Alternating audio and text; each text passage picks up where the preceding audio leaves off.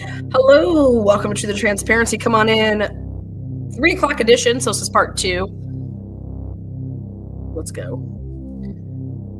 We have a lot to talk about.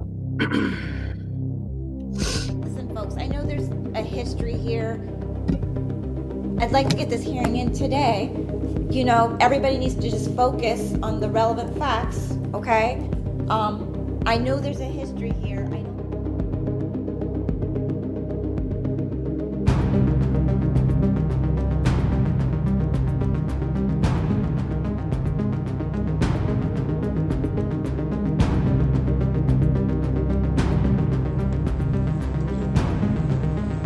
Are you talking up by Sunset Mart?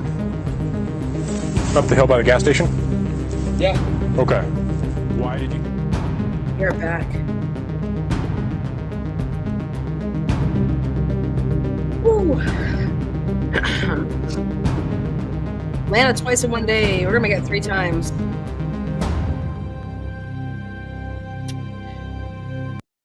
Got a quick question for you guys coming on in. Are you guys, do you spread your bagel so that it has all your jelly all over it? Or do you just like to rim it around? What kind of jelly butter spreader are you on your bagels? Just curious. All right, who's responsible here? What's that? Who's responsible here? Whose house is this? Yeah, haven't been drinking or anything, right? No. Okay, drive careful, okay? Thank you.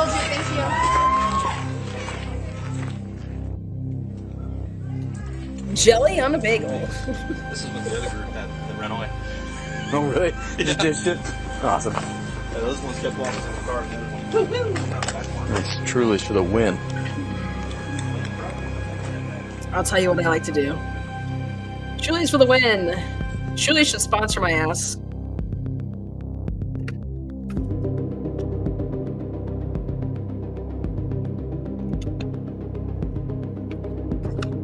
That I was given to. So there was 2 different discs. Okay, they all knew about it. Yeah.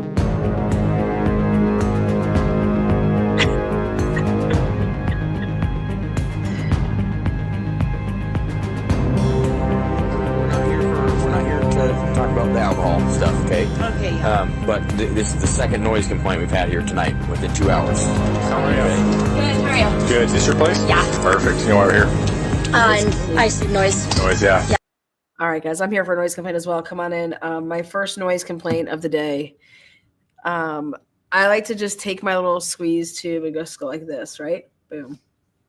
Right here. Now, I asked Bella to bring me on over my bagel. I said, hey, can you please bring me over my bagel? Well, she proceeds not to just bring it over to me, but then she proceeds to take a knife and spread it all over the place. Well, I don't like my bagels like this. And she said, oh, I just thought you were being lazy.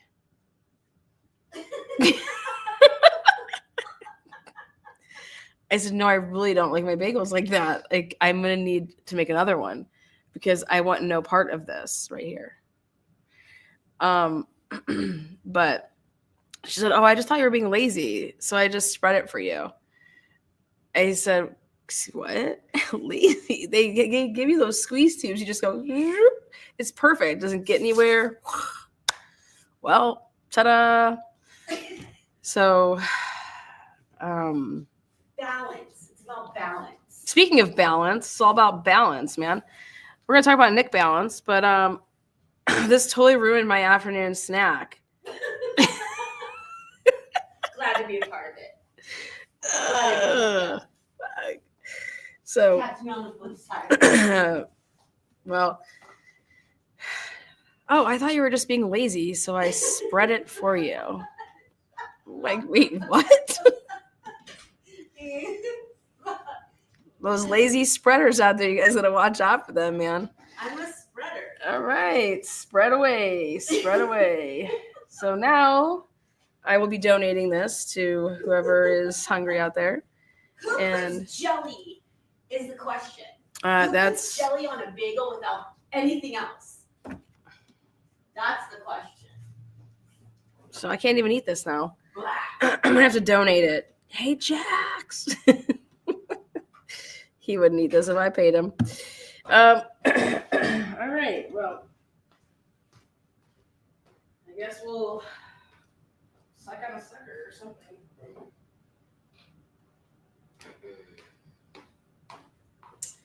Well, welcome back to Truth and Transparency. Now that we got that out of the way, we can talk about life. So, just FYI, if you guys are ever hanging out with me, I don't like my bagels spread. If I squeeze something on something like my ketchup, or I like it very particular, and I just don't want you to mess with it. So it's not me being lazy. It's just I don't like that. I can't handle that. Like looking, I can't eat it because I can't look at it. So for what it's worth, I promise you I'm not a lazy spreader. I just don't like it.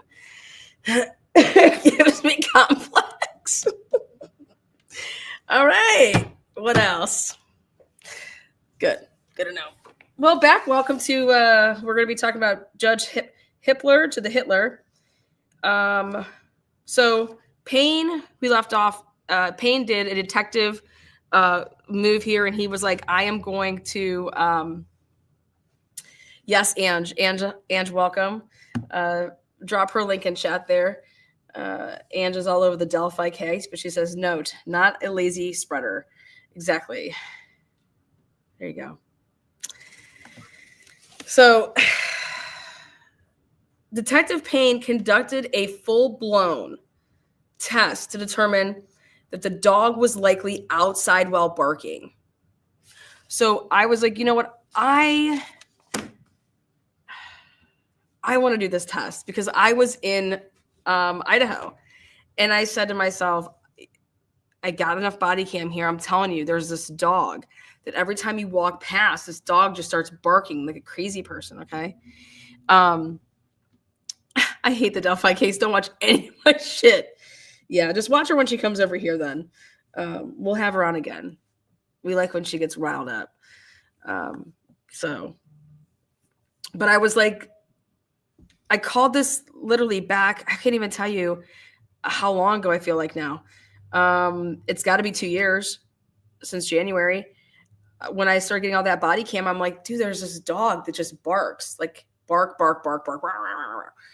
And, but I was determined to say like, hey, if the killer was truly parked where they say that he or she was parked, they would have no reason to go past where this dog would, be barking. If you come up the stairs, it's right there on your right.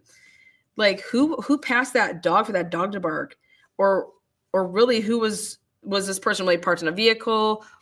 Like to run by this little apartment here, I don't think that'd be the way that you would go unless you were trying to cut through to get to another spot. Because if you're trying to go to the parking lot that's right behind it, you would never run the way that past this apartment. Anyways, so we're going to come back to this big old, I'm going to see if Enon will do it with me, but I think that Enon should guest host the test of the dog barking. But when I heard they did a test for the dog bark to see if it was inside or outside, and Payne determined that the dog bark came from outside, I think that this is really, really interesting because the dog doesn't have any blood, right? No blood, not even on the paws. Okay. Just no blood, period. So either the dog was not there, right? Could the dog have been cleaned in some type of way? But how can anybody just from the naked eye be like, okay, yeah, the dog doesn't have any, like, why wouldn't the dog go in to be like examined, tested? So when they went ahead and just said, okay, yeah, the dog didn't have any blood on the dog, how was that determined? We don't ever, like, it's just, oh, you look like you're good. Okay, bye. Like, just size you up. I don't know. Kind of weird to me. Everyone's like, yeah, bring on Enon. Yeah, Enon. Okay, good. So let's think about this.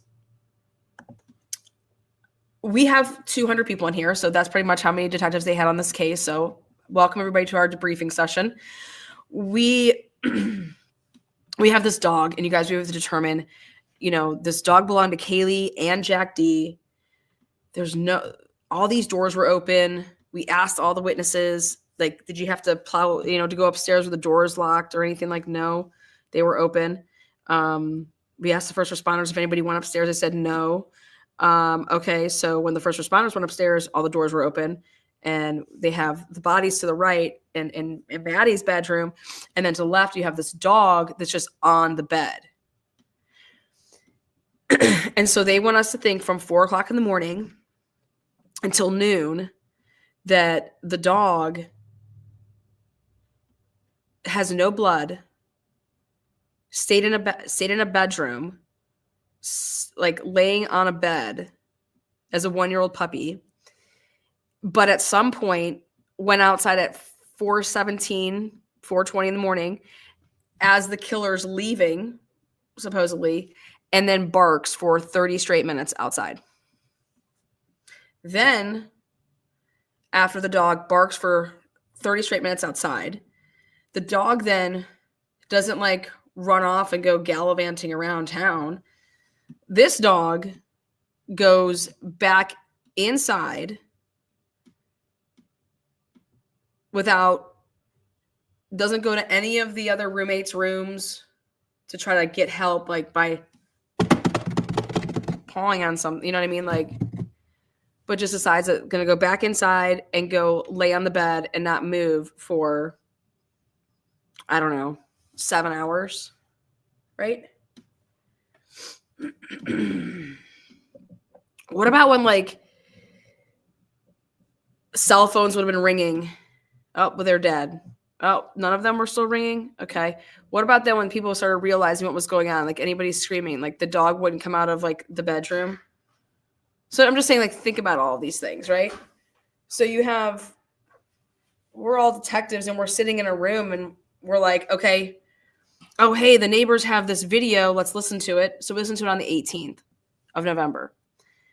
And so the 18th of November would have been the first day that we actually listened to it to hear, oh, God, you hear this dog barking. Oh, God. Well, let's check and see if the dog is outside or inside, because let's see if it's the dog. Let's see if it's Murphy or if it's another dog in the neighborhood, right? Which you'd be able to start eliminating if you went door, door, door, door, door, and being like, hey, do you own a dog? Hey, do you own a dog? Do you own a dog? Because not too many people in college around there are going to have dogs, to be honest with you, because it's just too much work when you're going to school. And I mean, ask yourself, did you have a dog when you were away at college? I mean, I didn't. Out of our friends, we had one friend that got a dog her senior year, and she had a German Shepherd. And I was scared shitless of the dog, so like I was never around. But I mean, the dog wasn't like kicking it with like parties and shit. Like it was more like a damn watchdog. Like I said, I was scared of that dog at first, but then like it's a really like loving dog later down the road when I got to know the dog. But I just was like, oh damn, yeah, no one's gonna steal shit at your house. Big black German Shepherd, like. Anyways, so moral of the story is like, okay, when did we decide to do this dog barking test? And why do we want to know, what's the point? If the dog was inside, outside, what's the point of it? If the dog is outside or inside, why do we care? What are you trying to figure out? Think about it. Who would have been your suspect if you want to know about, if you're doing any dog testing about barking and shit like that? Ding, ding, ding, Jack D. Okay? Jack D is a suspect. All right? This dog isn't harmed. There's no blood on the dog. All right? You want to see if the dog is outside. What's the point of, who cares where the dog is, right? But think about it. Payne, they're doing it for some type of reason.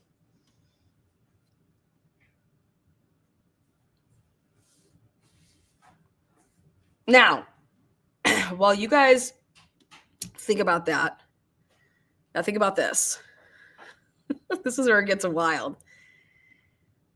The argument from the defense, all right, is that, hey, you guys are saying that this happened during a time frame of this time to this time, but there was no dog barking during the attacks. Okay? Instead, this dog begins to bark after, but basically when the perpetrator is leaving, and then continues to bark for 30 minutes and then stops barking. All right? So the defense is saying, we don't think that like the dog was placed somewhere outside, right? Or wasn't there, and that the dog was then brought back inside. All right? And the defense, their reason that's important is because it has to do with the timeline of the crime. Okay? That's their reasoning that this is important. The timeline of the crime, as well as, well, how does this dog have no blood on it at all, right? In a house that is everyone has said has been the worst crime scene they've ever seen in their lives, right? To the fact that this dog wouldn't get any blood on its paws, walking nothing, right? So the defense is it's all about the time. All right. And then what was the state, though, trying to figure out? What was the purpose of the state doing a dog barking test in the first place? I could see if it was to see if it was Murphy's bark, but they wanted to test if it was outside or inside. Outside or inside? What the fuck for? Who cares? Like, what would the state be thinking? Why is that important? I think I already know the answer, but I want to know what you guys think. Why, if we're all sitting down in a room and I was like, listen, we need to find out if this dog was barking inside or outside?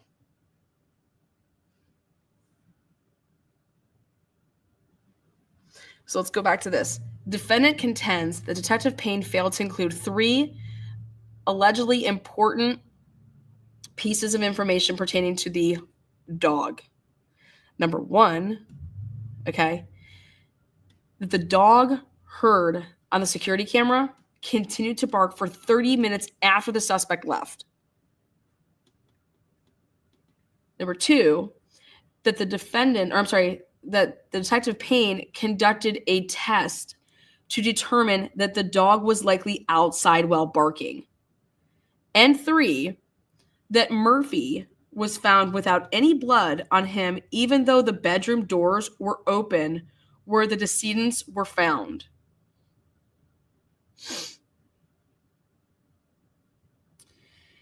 According to defendant, this omitted information would have revealed that, quote unquote, whoever was in the house brought the dog back inside after the suspect vehicle left. Again, ready? According to defendant, this omitted information would have revealed that, quote unquote, whoever was in the house brought the dog back inside after the suspect vehicle left. And this is the amended memo, page 23. The defendant further argues this information is material and exculpatory because it, quote unquote, undermines the narrative and timeline that supports probable cause. Ha-boom. Boom. Hi, Boston.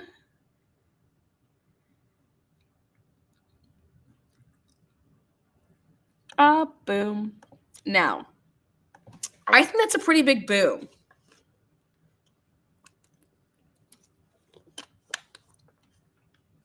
We hear this dog barking. We hear this dog barking. We hear this dog barking. And then the dog just stops barking at, 30 minutes later. And the defense is saying, well, clearly somebody from inside, the dog was outside. As Detective Payne did his tests, the dog was outside. And then somebody went and got the dog and brought the dog inside.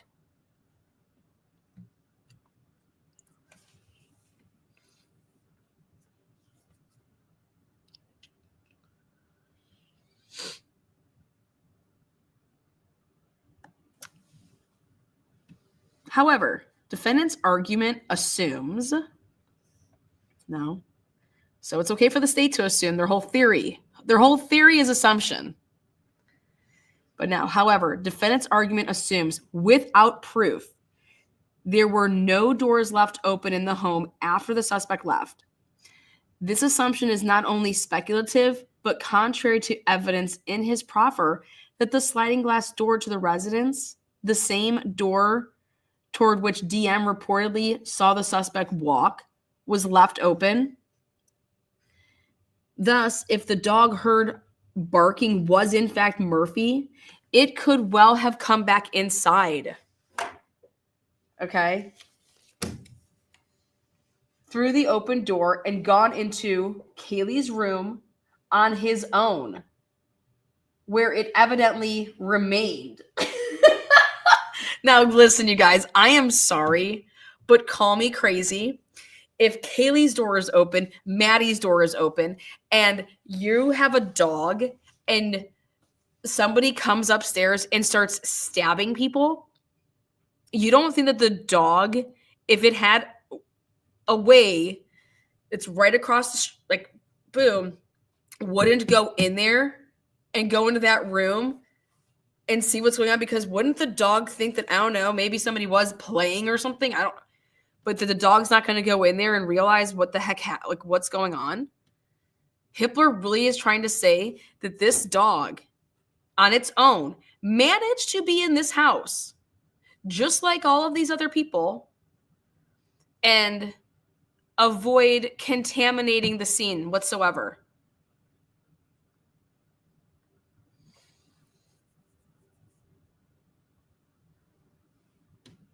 "37 pages of speculation and shifting burden of proof." Interesting.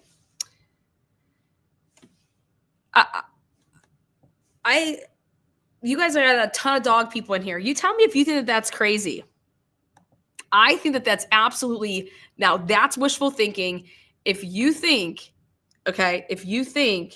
that the dog in a house full of blood, that dogs can smell like crazy, blood is everywhere, and they want you to think that this dog doesn't bark during the time of the crime whatsoever, from versus, let's say, like, why can't the crime be from 4:30 to 5?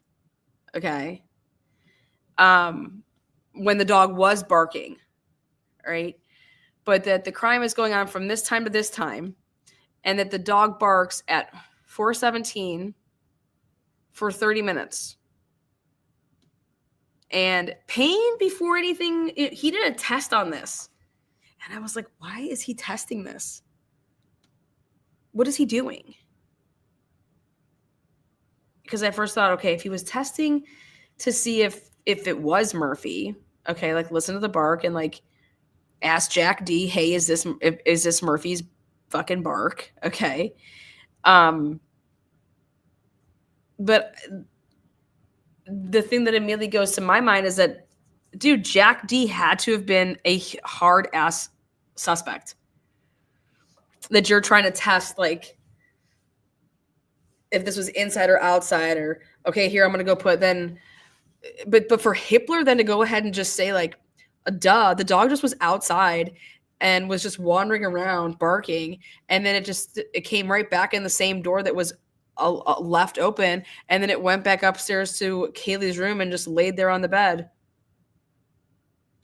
Laid there on the bed until, without like being like, you know, when your dog hears somebody comes to the door, like the dog just laid on the bed until Noonan's got there and goes into the room.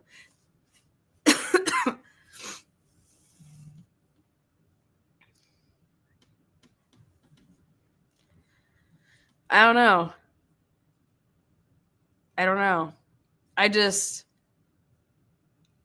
I find that so hard to believe. I find that so hard to believe. Unless they gave the dog medicine. Interesting. I just think it's crazy. All right, so I just kept asking myself, though, what's the purpose of doing even the dog test to see if the dog was inside or outside? And let me tell you what the purpose of all of that would be, guys. If the dog was outside, so when they came home, right, the question would be is you'd ask these roommates, okay, Murphy, when the girls came home, did they take Murphy outside to go to the bathroom? How did they take him out? Is Murphy on a leash? Does Murphy get connected to a pole? Does Murphy have a electric fence? You know, all these questions, right? So then Murphy comes. Remember Dylan, she thought she heard Kaylee come downstairs and then go back upstairs, saying that there was somebody here. Now Murphy would just follow Kaylee wherever, probably, right? So if Kaylee's coming downstairs, like Murphy would go downstairs, right? And that's exactly what Dylan said that she thought she heard. And then she thought that she heard, like, then Kaylee then ran back upstairs. Okay. All supposedly at 4:00 in the morning. And then Xana's going downstairs. Okay. So everybody's just up and at it, you know?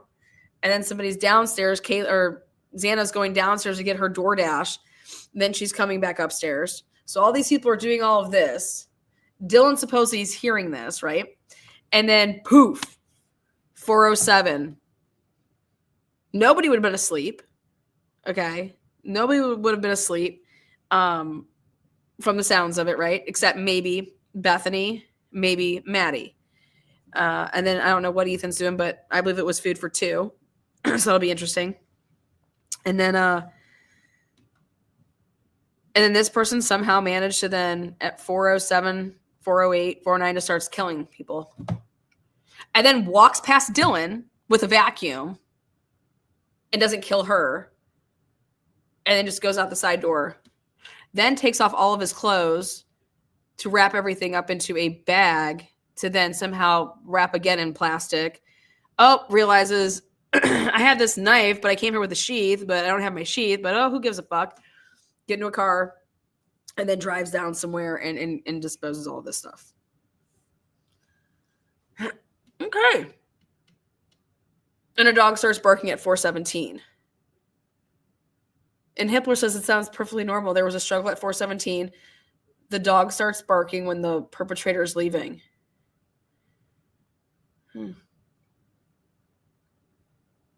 How come Dylan doesn't mention the dog barking? I want to know if she says the word barking. You know? Don't you think Dylan would have said if she heard somebody crying? If you can hear somebody crying, if there's a dog barking, what do you think's louder, crying or barking? Like I don't know. Like, how does someone cry? Like, what kind of crying are we talking about? But don't you think that Dylan would have been like, oh my God, and then the dog was just barking for fucking 30 minutes straight? Like, don't you think that would come out of someone's mouth? And I think they have us all set up to be able to say like, oh, playing like Murphy's not a barker though. Like, well, so when Murphy plays, Murphy barks. It's going to be really, really weird. And barking is, I think, absolutely way louder. And it's just so annoying when someone's just like a dog's barking. Like when my neighbor's dogs bark, like I'd go crazy if they bark for like 15 seconds. If they were to be barking for 30 minutes straight, like there'd be a problem. Like, I'm not letting that slide. Like I would make a mental note of it. And if like the next morning there's cops at the house, I'd be like, yeah, last night around this time, I woke up to those damn dogs barking and they were barking for a while. Oh, what time was that? Oh, it was like at 2:15 because I woke up and I looked at my phone because I sleep with my phone in my bed and I was butt dialing people. But, wild. You guys, just everything's just wild about that. So the dog does not have blood on it. The dog was just there the whole time. And Hippler says that nothing to see here. And who cares if Payne did a dog barking test to see if the dog was inside or outside? And like, none of that matters. And it's just like, all of this matters because you're saying that the killer got in and got out so quickly, but yet what's being said here is that I personally believe that what Dylan looked like she saw, I think it's gloves. I think it's like two gloves together. Like, but that doesn't even make any sense. Who would carry out gloves? Are you supposed to be wearing gloves? Like, what's going on?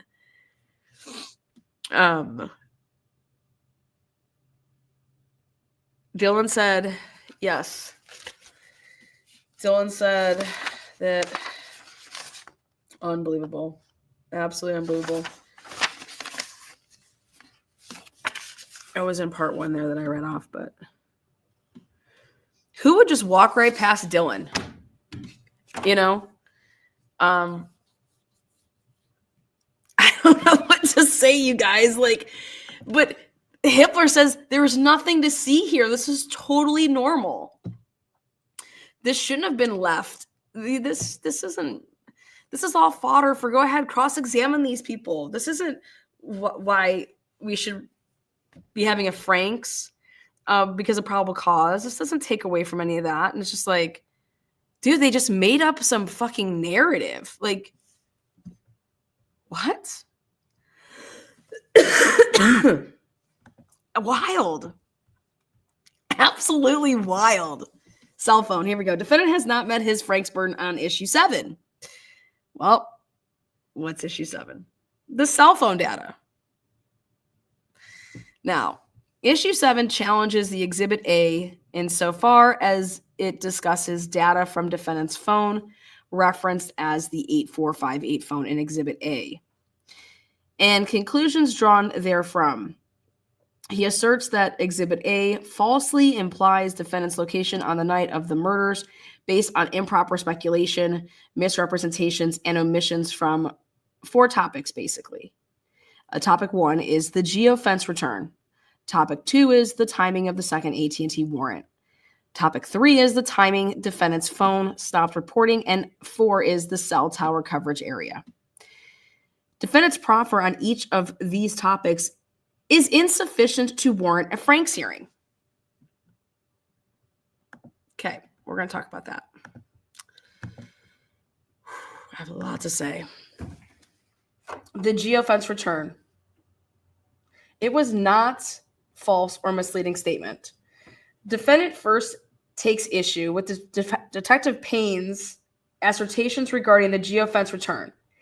In Payne's Exhibit A, Detective Payne informs the magistrate that a quote-unquote a query of the 8458 phone in these returns did not show that the 8458 phone utilizing cellular tower resources in close proximity to the King Road residence between 3 a.m. and 5 a.m. So we all know that that's what it says, right? And then he says, based on my training experience, and he's talking about how people will shut off their phones and shit like that before they're about to go commit a crime. But then if they're going to survey, they forget sometimes, you know, like they'll take their phone with them though to survey.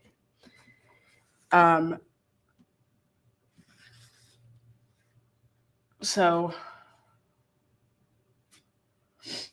we're going to come back to this footer here, number 33, which is defendant included a subsection on the CSLI data indicating that it supports a finding that defendant traveled south from Pullman sometime after 2:42 a.m.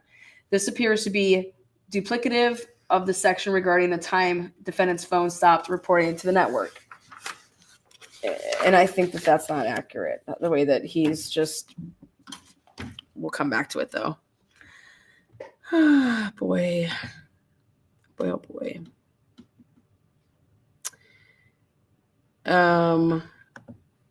Yeah, Dean, we're going to talk about that, too. The defendant contends that Detective Payne's claim that criminals will turn off or leave their cell phone elsewhere before committing crimes is, quote-unquote, highly speculative and conclusory. He argues that it is just as likely the phone was not present in the area. Defendant has not demonstrated the statement was deliberately or recklessly false. What Payne Exhibit A shows is that Detective Payne, based on his training and experience, drew one conclusion about the lack of a return to the exclusion of other possibilities. While there certainly may be other reasons for the lack of a return, the mere fact that the defendant did not list every conceivable conclusion does not taint the validity of the affidavit. Further, Detective Payne's conclusion was expressly based on his training and experience and conversations with other experts. Dude, do you see how you can just go ahead and just literally say whatever the fuck you want and then just throw that blanket statement in there? Based on my training and experience, blah, blah, blah. Thank you, Floydy. Gifted a membership. Thank you, Boston.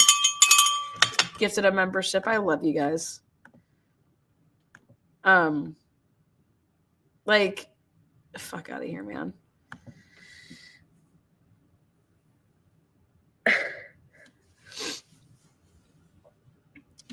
Wild to me. This is so fucking wild. So wild. It doesn't matter what we do or what we say. Nothing matters. You know. So he literally says what really happened isn't relevant. That comes from Sherlock Holmes. But we'll find out here. So, now, 2, challenging to timing of the second AT&T warrant is conclusory. You guys, this is going to blow your minds. Defendant next challenges the 1-hour turnaround from when law enforcement received the return on the first AT&T warrant. This is the big one for me. This was like what I thought was like, dude, yeah, this is going to blow up in their faces. Well, no, it's not, because Hippler has an answer for it. Hippler has an answer for everything. So they put, remember, the 2 different warrants. So here they're saying, here, defendant's next challenges with the 1-hour turnaround from when law enforcement received the return of the first AT&T warrant and submitted the application for the second warrant. According to defendant's expert, Thomas Slavinsky, it takes 1 to 2 days at a minimum to secure cell or call detail records from AT&T and then convert, analyze, and peer review them. 100. Absolutely. Okay. He surmises. So this would have been during the hearing and Taylor calls to the stand. Okay. Or is she just producing it in affidavits? I don't know. I mean, I'm thinking that they testified. So Tom is an expert. I got his book. And he says that, okay, for you two, you're going to gather all of this, get the returns back, analyze it a day to 2 days minimum, right? Ready? He surmises that the fact Detective Payne was able to complete these tasks in 1 hour means that the FBI has already secured and analyzed the information and provided their analysis to Detective Payne, who simply reported to the magistrate what he was told without telling the magistrate the truth about how the investigation truly unfolded. Ta-da! Like, you would think, like, that's exactly what happened. Ta-da! Cheers! Like, that's exactly what happened, you guys. Exactly what happened, right? Here's Hippler. God damn it, Payne. What am I going to say about this one? All right, well, here it is. Franks does not contemplate such conclusory accusations. The challenger's attack must be more than conclusory. and must be supported by more than a mere desire to cross-examine. Excuse me? Mr. Slavinsky was not involved in the investigation, and his attempt to impute untoward conduct to law enforcement lacks any foundation. Are you guys... Wait a second. We're just supposed to accept the fact that Officer Payne did this in an hour. Okay. When an expert is telling you that that is 100% impossible to do. Okay. Is that right? Okay, so here,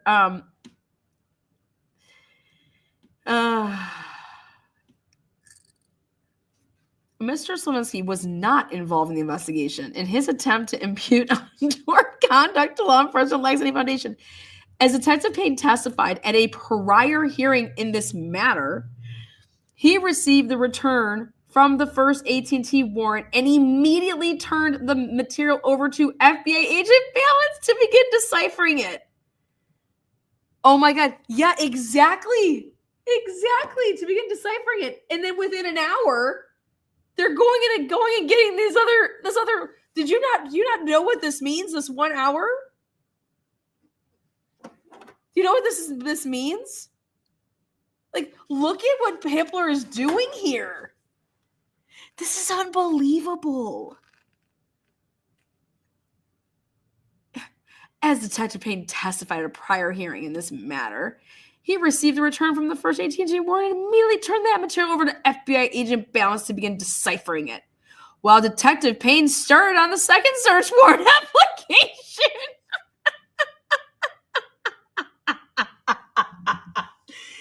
Get it together. While defendant may wish to cross-examine Detective Payne on this issue, it is not a basis for a Franks hearing. Excuse me? We're not cross-examining. What are you talking about? This is mere science and math.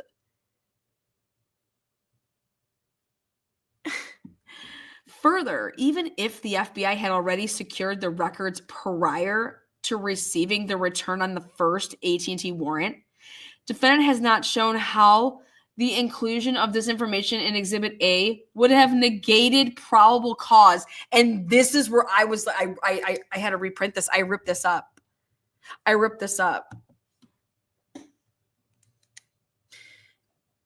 Judge Hippler, if he doesn't get overturned on this, okay, like, this is absolutely fucking wild.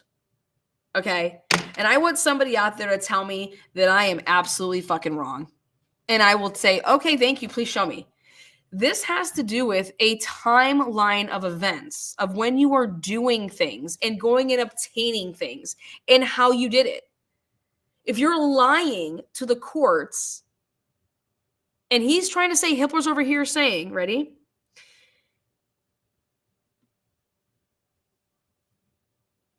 Ready? Here we go. Hippler's basically saying, by these Moscow Police Department officers saying, I worked with the FBI, Idaho State Police, and all these agencies, and that then is a blanket statement that it doesn't matter when things happen or in what order things were happening, okay? I am covered.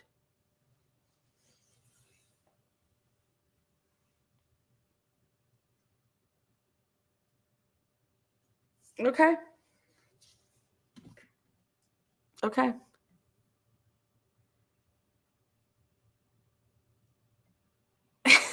Okay.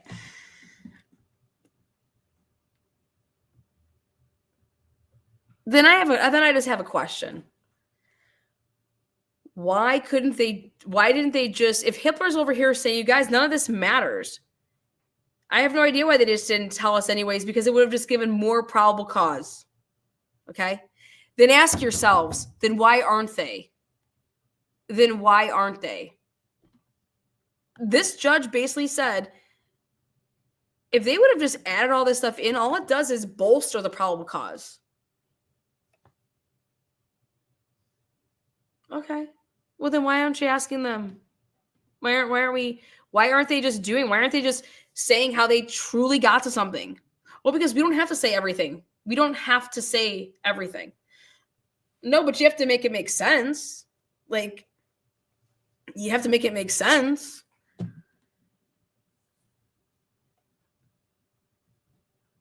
I can't even.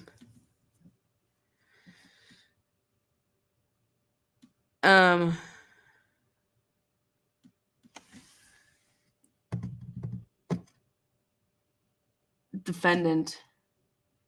So, further, even if the FBI had already secured the records prior to receiving the return on the first AT&T warrant, defendant has not shown how the inclusion of this information, Exhibit A, would have negated probable cause. A Frank's hearing is not warranted.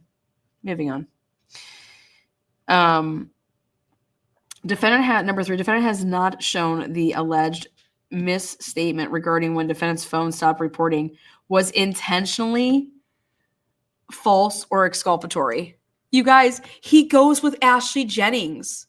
He basically says that, yeah, the car could have just turned around at some point. He takes the page out of Ashley Jennings's fucking, like, horrible argument. And my question is, wouldn't you have that on camera, though? It's fine. A car can turn around. Awesome. Where is it on camera? You have all the cameras. Where is it doing that? Where is it happening at? Like, what's going on?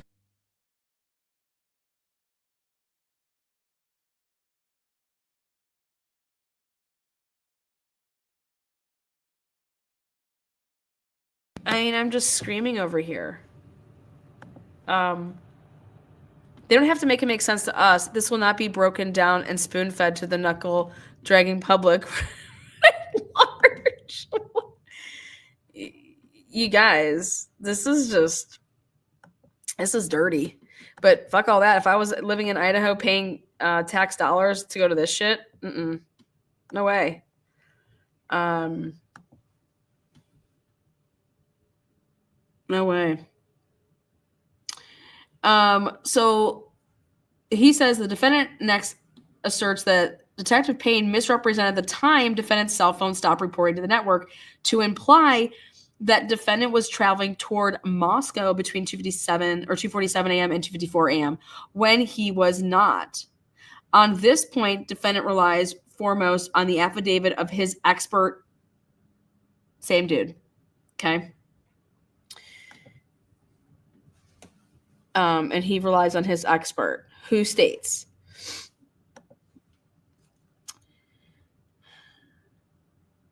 basically, Payne has found inaccurate information, Tom has found inaccurate information in Officer Payne's affidavit for search warrant and application for an order for a pen registry or trap trace device, okay?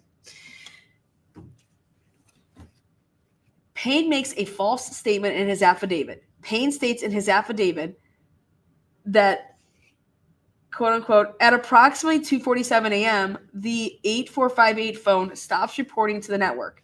This statement is erroneous. Oh my God. This statement is erroneous. You guys, this statement is erroneous. Okay, Hitler's like reading this. Hitler's hearing this. This is erroneous. Okay, wow. Okay, I'm listening. The 2:47 a.m. traffic is a continuous 7-minute stream on multiple towers that ends at 2:54 a.m. Payne does not document this 7-minute traffic. Payne did not inform the magistrate about these handoffs, which would have clearly and directly shown him the fact that on November 13, 2022, from 2:47 to 2:54 a.m., Mr. Culver's device was not heading to Moscow as purported by Payne, but was indeed heading southbound from Pullman, Washington. The fact that Payne either disregarded or was not aware of the handoffs and direction of travel of Mr. Culber's device gives this defendant grave concern over the lack of training and experience Payne has in mobile forensics and the credibility of his affidavit. I'm thinking to myself, wow, how do you fuck with that, right? Well, this is how you fuck with that.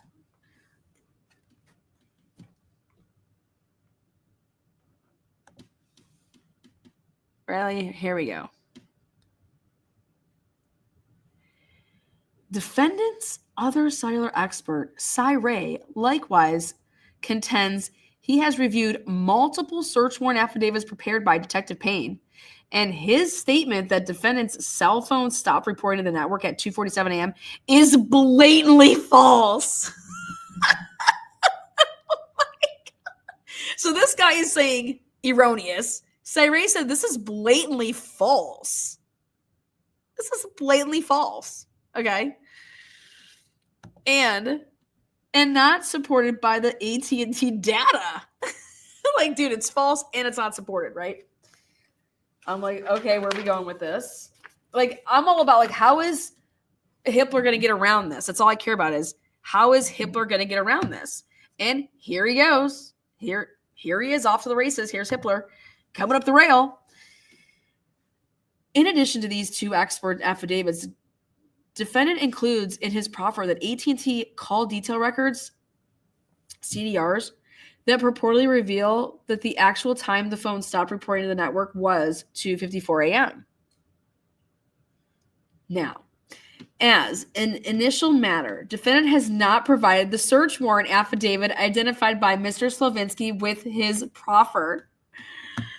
Oh my God. Okay. You guys, this is the first problem. He says that, well, I found something I can be super technical about. Let me get to that. Hold on. Okay. So as an initial matter, defendant has not provided the search warrant affidavit identified by Mr. Slavinsky with his proffer. What are you talking about? This is the Exhibit A. Or is this the one that there is no affidavit? Is this the one that he didn't put in an affidavit? Is this that one?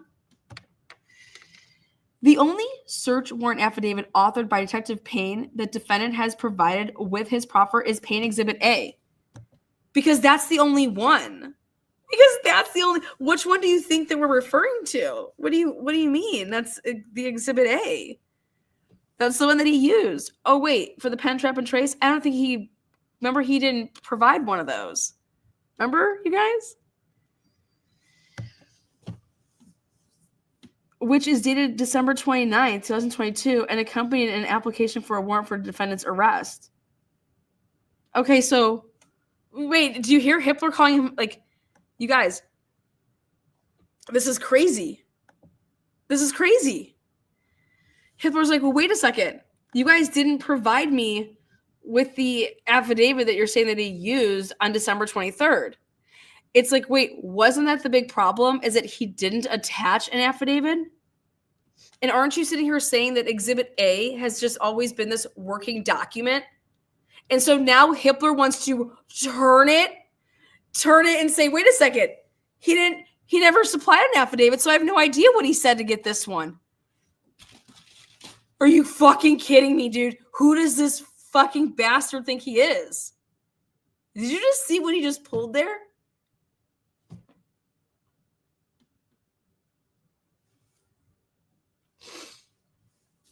Tell me Ann Taylor isn't going to have a heart attack before this is over.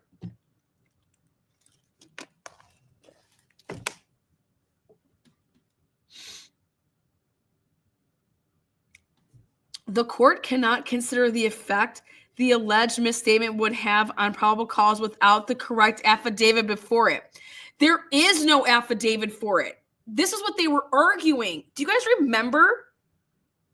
This is what they were arguing. They were saying that when they sent this via Vista email on over to AT&T, remember, because Payne sent it to Balance. Balance sent it in. Remember, the FBI sent it in. And they're like, wait, what? But Payne said that he sent it in. No, he actually just sent it to the FBI. Remember? This is sickening. This is disgusting. This is semantics, motherfucker. Hitler, you're in the semantics. Mental gymnastics. Go fucking spread your bagel with jelly somewhere else, motherfucker, because we ain't eating it. This is so wrong on so many levels.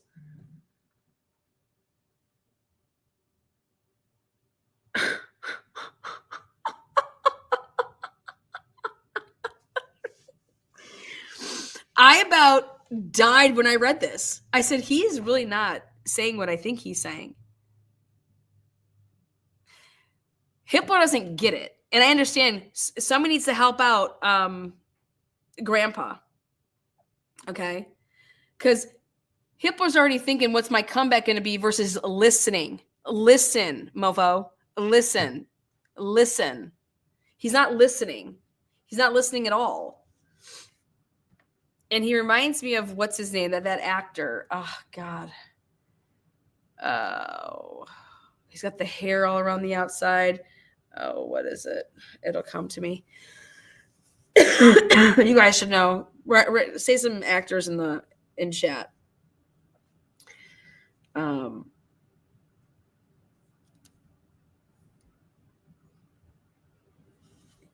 what's his name? This is sick. This is so sick, man.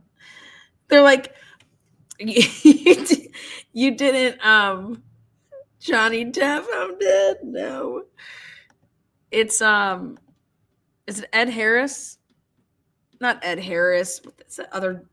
It's not Ed Harris. Fuck, God damn it. What's his name? It'll come to me. It'll come to me.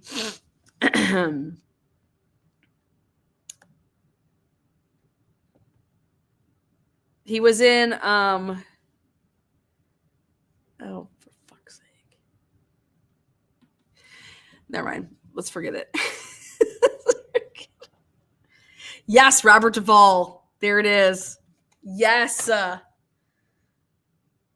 Yes, Robert Duvall. There it is. Thank you. Dean A. We're just like this, man. Me and Dean today. Dean A. Robert Duvall nailed it. Winner, winner, winner.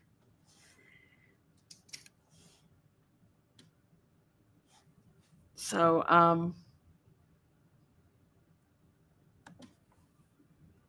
yeah, Robert Duvall, totally. So he says the court cannot consider the effect the alleged misstatement would have on probable cause without the correct affidavit before it. However, the search warrant affidavit referenced by Mr. Slavinsky is otherwise part of the record in this case as to other motions, and the court will take judicial notice of it for purposes of deciding this issue. So he's like, I think I know what you're talking about, so I'm going to go off of that. The court does not find defendant's proffer deserving of a Franks hearing. Deserving. First, defendant has not established the challenge statement is a misrepresentation. Defective Payne expressly qualified his statement by nothing. It was an approximation only. Oh my God. You guys, this order is showing everybody in the whole entire United States of America, okay, how he's just going to say, we are riding the back of the prosecution. We are backing the blue through and through, and there is nothing that anybody's going to do about this. All right. So as he testified to at an earlier hearing in this matter, Detective Payne is not an expert in deciphering CDRs. Thus, he provided the records to FBI Special Agent Balance to analyze and relied on Agent Balance's analysis in drafting the Penn Register affidavit. That affidavit disclosed both Detective Payne's reliance on Agent Balance's analysis and Agent Balance's training and experience to the magistrate. To the extent the approximation was off, a 7-minute discrepancy, particularly one occurring more than 1 hour prior to the homicides, is not so far outside the approximate window as to render the statement false. Holy shit. Dude, this is insanity. I say, wow, 7 minutes doesn't matter in Idaho. Corrupt state, and now we see why. 7 minutes don't mean shit.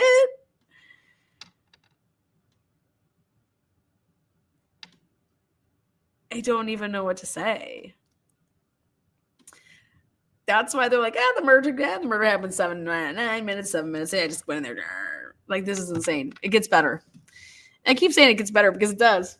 I mean, this is a novel in the making.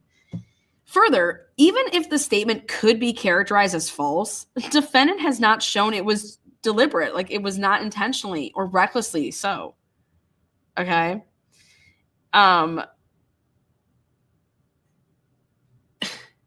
In fact, not even Mr. Slovinsky goes so far. Now, this is where he uses their own words against themselves. And this is where I just think that everybody needs to take note of this. Don't say shit like this to a judge ever again. So, in fact, not even Mr. Slovinsky goes so far. Impute this mens rea to Detective Payne. Rather, he points out that Detective Payne, quote unquote, either disregarded or was unaware. Yeah, isn't that disregard of the truth of the handoff data that would have revealed the correct time the phone stopped reporting? Based on Detective Payne's self-described lack of expertise in analyzing CDRs, it is reasonable to infer the latter, which amounts to, at most, negligence. Dude, it's okay, Payne. You told us you were shit. Baby, all you are is negligent. Baby, it's okay. I got your ass. Here, baby, have a pickle. Here, baby, have a pickle. I got you, boo. The fuck out of here. It's okay, baby. He told you guys, let people know you shit and you ain't got nothing to worry about. I'm not an expert. I'm just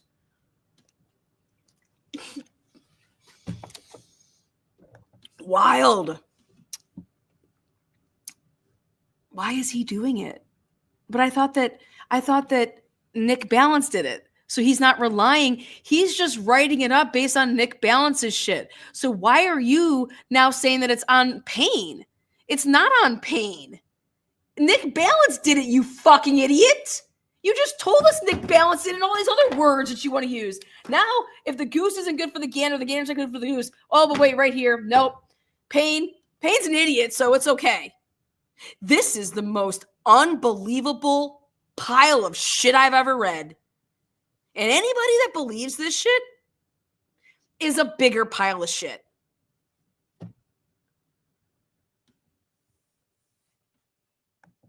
When you have the shit bags leading everybody to the shit, woo! Just nothing but a pile of shit.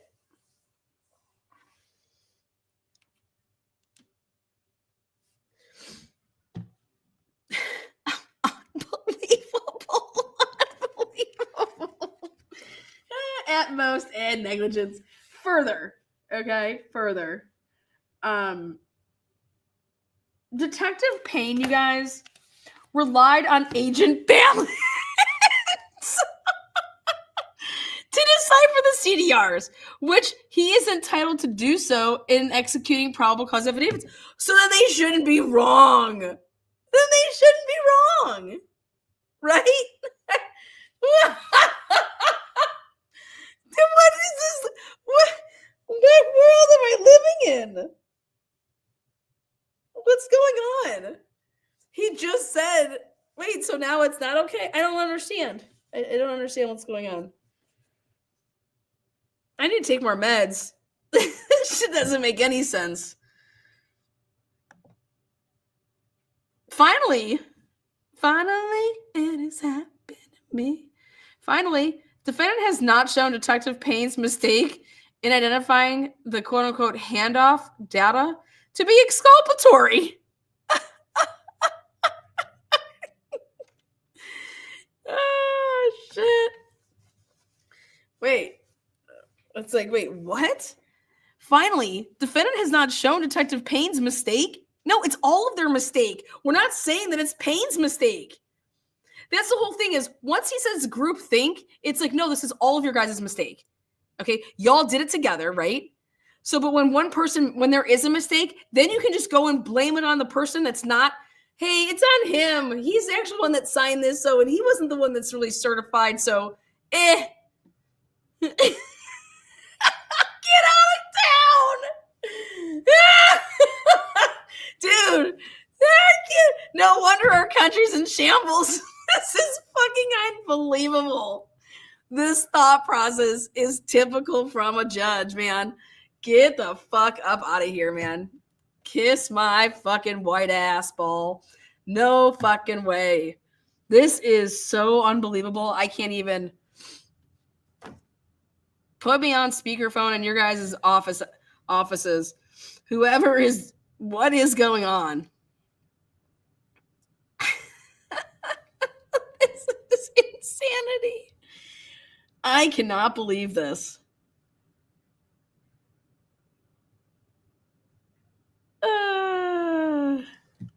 I cannot believe he says finally defendant has not shown Detective Payne's mistake in identifying the handoff data to be exculpatory. Mr. Slovinsky claims it was exculpatory because a correct interpretation of the data would show the device, quote unquote, was not heading to Moscow as purported by Payne, but was indeed heading southbound from Pullman, Washington. Okay, now watch. Now watch how he twists this now. You guys aren't ready for this one. Uh-oh, here it comes. He says, there are two problems with this assertion. First, the Penn Register affidavit represents that the device was traveling south at, I thought there wasn't an affidavit for it. Gotcha. Well, make it three problems. I thought there wasn't one. Dicks. All of them are dicks. But he says, there are two problems with this assertion. First, the Penn Register affidavit represents that the device was traveling south at 2:47 a.m. when, according to Detective Payne, it last reported to wit. Look at this. He takes it. It's like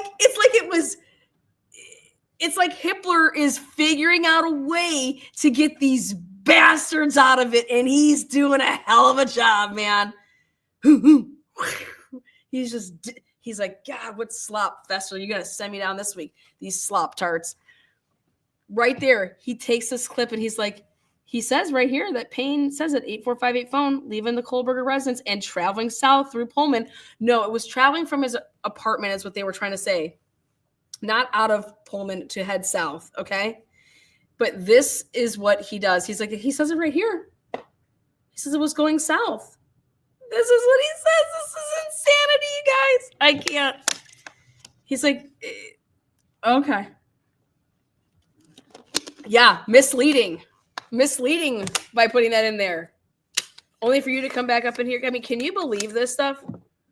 I can't. I can't.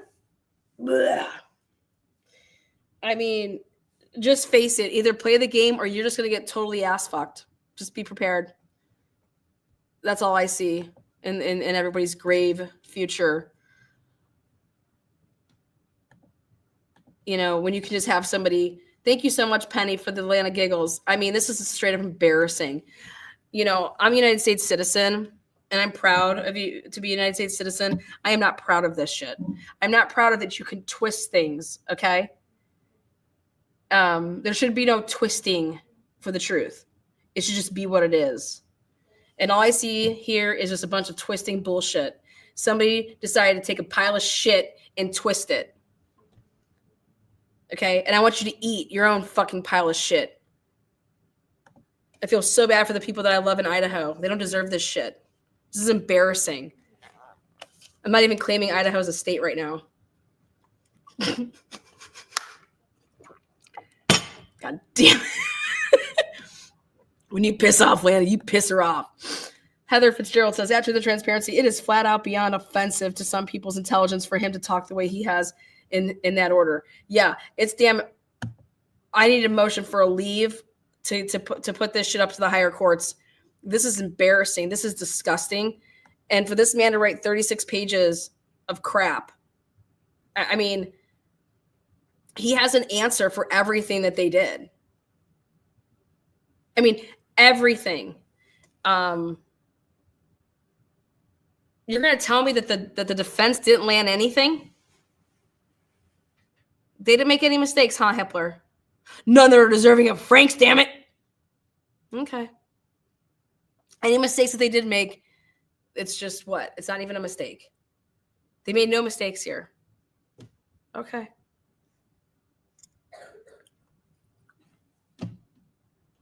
I agree. He's made a fool of himself. That's what I wrote on one of my side notes. What's up, Miss Potts? Hi. I bet Hitler won't allow them to appeal. They have to get approval in Idaho. They do. And I mean, I would still do it. I would still do it. Make him say no. I mean, to write this shit out is embarrassing. Atlanta, there is admission for pro hoc vice in the case summary, FYI. So they're bringing on a lawyer out of Idaho. Good. I hope it's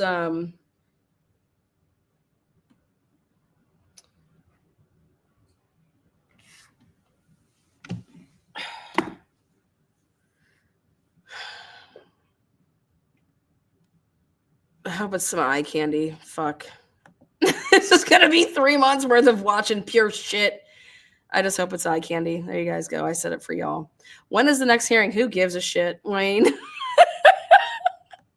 Wayne, we're not even to the damn. We're only on page 27 of this shit. So, but listen, he literally, just when I thought Hitler couldn't get down Hitler enough on our asses, okay? This cocksucker, I'm sorry, excuse my language.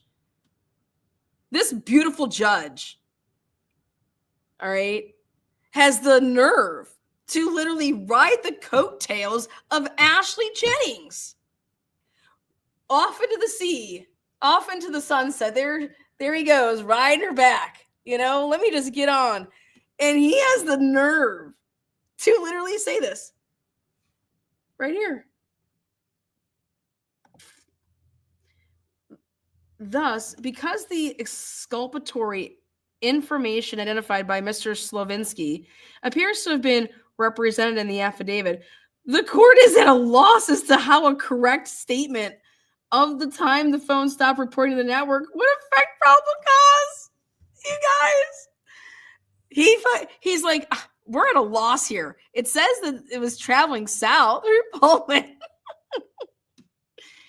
And I'm over here like, where is the vehicle then? Second, even if the pen register affidavit did misrepresent that the defendant's cell phone was headed to Moscow between 2:47 a.m. and 2:54 a.m., as opposed to southbound from Pullman, a correction would have no effect on probable cause.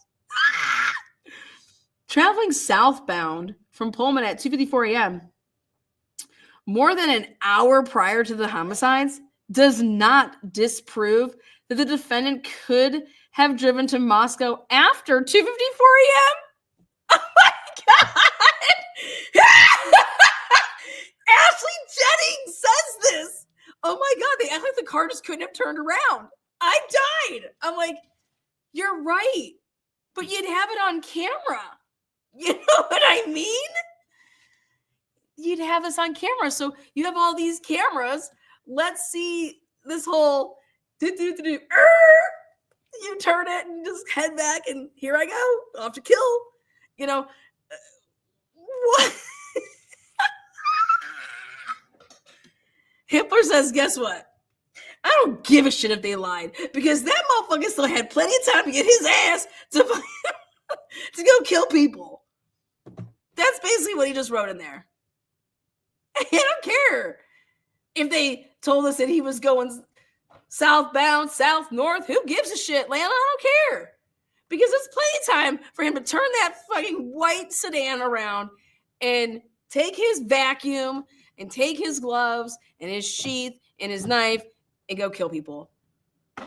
And I'm over here like, amen, brother. Yes, he totally could have.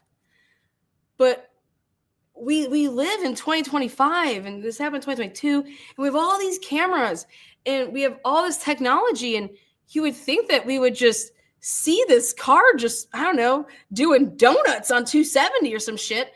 I don't know, like we would just see it, right? No. Ashley Jennings says is they act like cars can't turn around in these parts. Dead. Oh my God. The only people that are speculating over here is the damn fever dream. The damn dream team. Ashley Jennings and Bill Jennings. And by God, Hitler's just drinking it. So this is not to disprove anything, he says. He says, as the affidavit points out, footage from multiple videos obtained from the neighborhood around 1122 King Road shows several sightings of a vehicle matching the description of defendant's vehicle starting at 3:29 a.m. But it doesn't. It's a 2011, 2013. It matches it, so it must be it. I mean, he's like, it doesn't matter though, because guess what, guys? We have the vehicle on the cameras over there in Moscow. And remember I told you like the big thing is for the state is to, how are you going to say that a car in Washington over there is the car that's over there? Okay. You're going to have to connect the two. Well, Judge Hippler says, no, you don't. No, you don't. No, you don't. It's good enough. Well, maybe for probable cause, we'll give you that, Hippler. Okay? But definitely not beyond a reasonable doubt. Right, Hippler? Can we at least agree there? Because I think that's what we're going to see here, guys, is that, hey, we're talking about probable cause. Probable cause. Well, Hippler, you're definitely going to have to change your tune when we're talking about beyond a reasonable doubt, right? Beyond a reasonable doubt, right?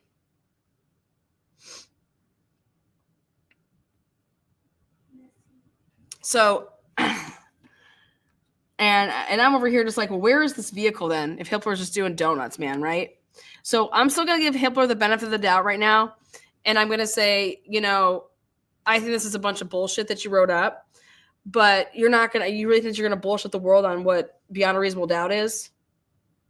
Because it's not beyond a reasonable doubt that you're going to have to say that how this vehicle in a matter of, he's talking about the homicides, you guys. The homicides that they want to say start at 4:07. But Hippler, you're talking about a vehicle that's now on camera at 3:26, mofo. Okay? And that is not an hour before the homicides. Okay? That is 30 minutes from the time that you say that's going the other way, and it somehow has to make a donut somewhere, turn around, and get on the camera by 3:26. And that's what Ann Taylor has to stick with. Okay? We are not talking about what time these damn homicides occurred. We're going to talk about the first sighting of that vehicle, which is at 3:26. And you better hit that hard. As hard as Hippler hit the grandpa's whiskey before he wrote this shit up. Okay? Hit it hard. 254 to 3:26. Right? Because Brian is totally the other way, heading this way, but he has to turn around because he has to be not when the homicides happen, but you're putting him on a vehicle at 3:26 at the 700 block of Indian Hills, Trails, whatever, and then you're following this around. So I think that that's super, super important. And I got myself so fired up, man. And we're only through this section. I said, oh God, I have to read you guys my stuff here. So I said, this last sentence, he says, Given the proximity of Pullman to Moscow, the fact that the defendant may have been traveling southbound in Pullman at 2:54 a.m. does not exclude him as the potential driver of the suspect vehicle from a probable cause standpoint. You see how I said that? That's why I'm saying I'm going to give it to. But I'm just like, wow, swallowing Jennings whole. Hitler pig. Like, because that's just piggish to eat Ashley Jennings whole. Because Ashley Jennings was on that, damn it, people can turn around, right? And I said, yeah, on camera. Show me that shit on camera. But this is me saying just, wow. The way that I thought that Ashley Jennings was just walking herself into Frank's. Nope. She's just walking herself into Hitler's he's going to turn my words. Daddy's got me. Daddy's got me. That's just funny. So moreover, the strength of the other evidence described in the Penn Register affidavit cannot be overlooked. And I'm over here like, wait, but you would never had it. You would have never had this other information that you say is so fucking crazy awesome. The affidavit describes how CSLI data showed that the defendant's cell phone left his apartment at approximately 2:45 a.m. And this is another thing I have to go with. You guys, nobody can say that it left his apartment. It's leaving an area that services his apartment. You know what I mean? He could have been at, I don't know, his neighbors. He could have been at, I don't know, getting fast food. I don't know. He could have just been driving somewhere. But it's consistent with leaving his apartment. But it's just consistent with being in that section. Okay? It's consistent with, but here he says, the affidavit describes blah, blah, blah, the son's cell phone left his apartment at approximately 2:45 a.m. and started traveling south before it ceased. This is what he does. This is what he's saying he cannot overlook. Reporting to the network approximately 90 minutes before the homicides occurred. And the phone, this is me. Wow, what is Hitler smoking? This is me last night. I'm like, what the fuck is this man talking about? Dude, you get crazy people like me that know everything about this case, and I'm just like, wow, what is he talking about?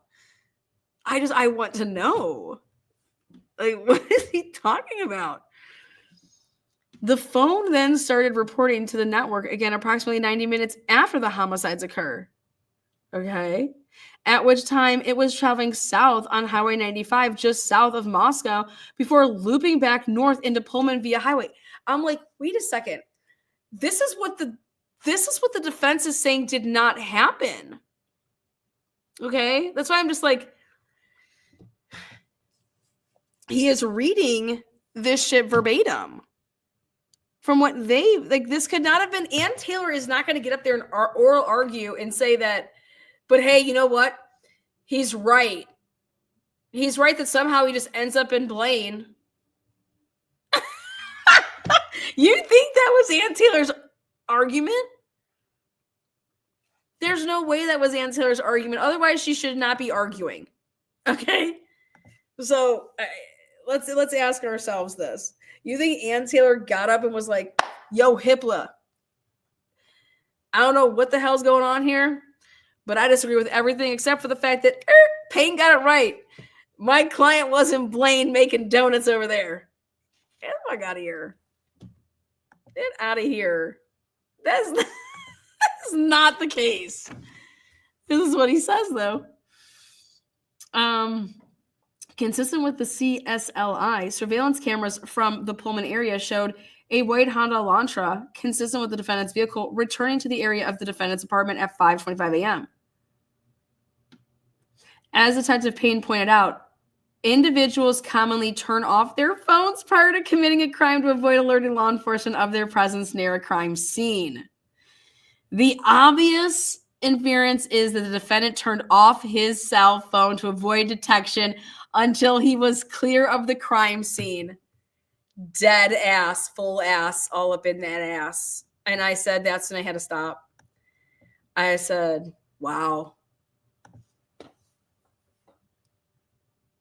From my understanding, this CSLI, they don't show that. They don't show him anywhere up over there. They show him over at some park. So I doubt Ann Taylor did not use that as an argument.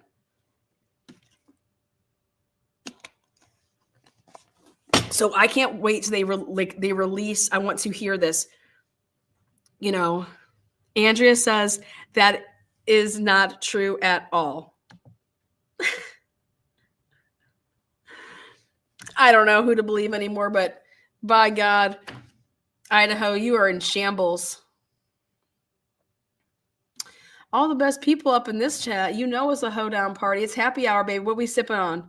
We're gonna do a shot of I've been so under the weather, guys. Thank you guys so much for being so kind and understanding that, guys. You have no idea how bad I wanted to go live yesterday when this broke. Okay, I couldn't even sit up for longer than like 15 minutes at a time without being like, okay, God, I gotta lay down. I've had the worst head, whew, and I can't have Lana brains getting all head. Woo! Thank you so much, Layla. Heather Feather, what a name. Thank you, Lana. I would be so lost in this Idaho slop sauce without you. I know, like my bagel was lost without me. I feel you. My bagel. Jaeger. You know what? I should probably do some Jaeger. I was probably gonna do some hot sake. You know, what time is it? 4:38. You guys got me for another one. I'm doing another one tonight at, I think 7 p.m. Trying to hit all of our time zones. Wonder if Payne also had his phone switched off too. Just question. You know, Annie, Payne's going to be able to write some wicked book, man. I mean, he was just everywhere. Comes in 4 hours late and then is just nailing this case like he's worked homicide for 15 years, you know.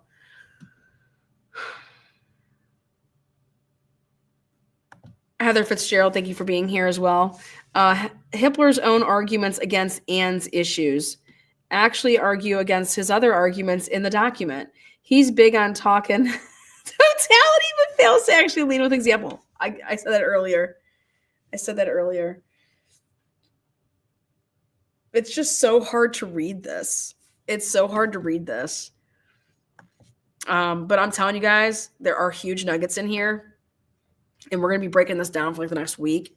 But the big nuggets is the state. They may have gotten bailed out right here. Okay. But there are so many holes that they're going to have such a hard time like getting over these holes. Unless like literally Hippler's going to have to bail them out with discretion on objecting and how he's going to rule on sustaining and overruling in the courtroom. Because if you appeal to the right people, ain't no way two people are alive in that house, not hearing shit, a dog not getting blood on it, a dog being outside than inside. And this timeline, you move it just this way or that way, it blows up. But Brian is cooked, says Truth Nation Uncensored. Well, we know that Steve's going to shoot him. We know that we'll see. I want the truth to come out. Okay. So if Brian did this, then he did it. And it is what it is. If Brian did this with more people, I want those people too. If Brian didn't do it, it'll be a shame to put somebody away that's innocent. But let's go with the evidence. I wanted these people to speak for themselves, man. The reason I wanted the Franks is because I wanted these people it's about accountability. Hey, I'd be like, yeah, bring on the Franks. If I didn't do shit wrong, bring on it, whatever. You know what I mean? If I'm going up against a stacked deck, nobody wants to go up against a stacked deck. You know, I didn't do what someone says I did. Let's go. But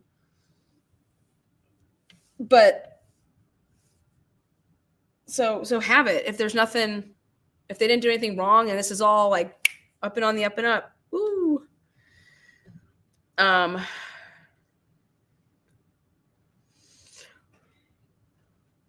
Yeah.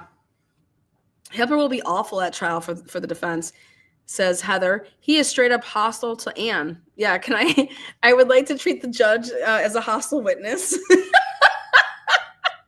Oh, shit, guys. But just to hear Hitler just answering stuff for these people when we heard different, it blows me. It blows my mind. And then just to continue on reading, in addition, the affidavit described footage from multiple surveillance videos that captured a vehicle consistent with the defendant's make 3 passes by. And it's like, yeah, here you're even writing it, Hitler, so you can't say that that was a good hour before the homicides. You're putting it black and white. And actually, you need to back this up because they actually have the vehicle at 3:26, okay? And the reason that this is important is because it's not an hour that he had. He has to get on that camera within literally 29 minutes. 29 minutes. And it's a 20-minute drive. Lana, who do you think is the out-of-state attorney coming to help the defense? I answered this earlier. I hope it's somebody that is good-looking because this trial is going to be for 3 months. And so I would really appreciate to have some eye candy while I cover the case. I'm guessing a guy.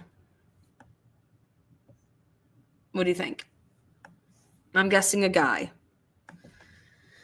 I think Hitler wants to be fired. I'll throw that up there, sure. I want some. I would love to see. I mean, God, who I would love on the case. But I don't see it happening. I don't know. I'll think about it and I'll put it in chat or in my post.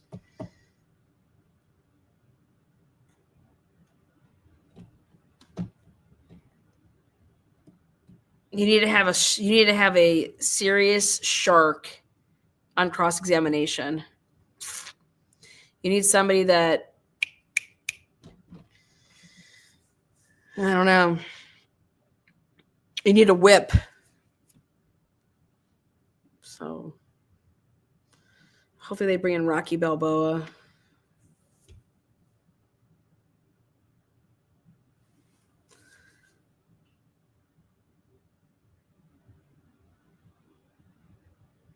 Someone from Florida. What do you got? Does it say what state they're coming from? If you can give me the state, I can narrow it down. Alan Jackson might be rehomed here, so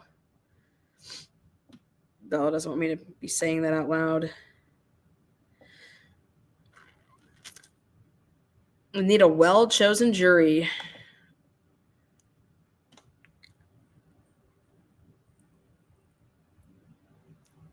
Yeah, I would love for it to be Jose Baez for that reason too, but I know it's not him.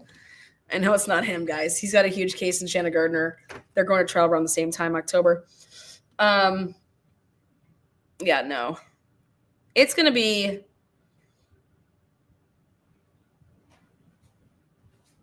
it'll be interesting. It'll be interesting. All right, with that said, I'm going to I have to read this ending part. Just so you guys know that so he just starts reading off this stuff like finally CSLI evidence shows that approximately 9 a.m. November 13th, a mere 3.5 hours after defendants returned to his apartment, he again left his apartment and returned to Moscow, utilizing cellular resources that provided coverage to 1122 King Road from approximately 9:12 a.m. to 9:21 a.m. before traveling back to his area of his apartment at 9:32 a.m. This is consistent with the defendant returning to the scene of the crime. Just died. He made it. Did all of that and was back at 9:32. You guys, was he flying? Like, he's literally just, he was on cell towers. And when you guys come to find out the next day I talk about tonight, which are these towers, every tower, there's only 2 of them. Like, wherever he would go shopping, anything where you go in Moscow, it's going to provide service. The AT&T towers provide service to the King Road house. So anytime that he would have ever been in Moscow, it is literally on that cell tower. So piss all the way off, you know? Not so. But again, I want to thank you guys. Do me a favor, thumbs it up. I'll be back here a little bit later, and we'll be talking. We'll be closing out the rest of the Franks to hit all the issues. And then tomorrow I'll be moving on to the IGG. You down with IGG? Yeah, you know me. Thank you, moderators, members. Again, make sure you hit subscribe, do all that crazy shit. Right there. Yeah. Nothing against having a party. Once neighbors start calling in, then we have an issue.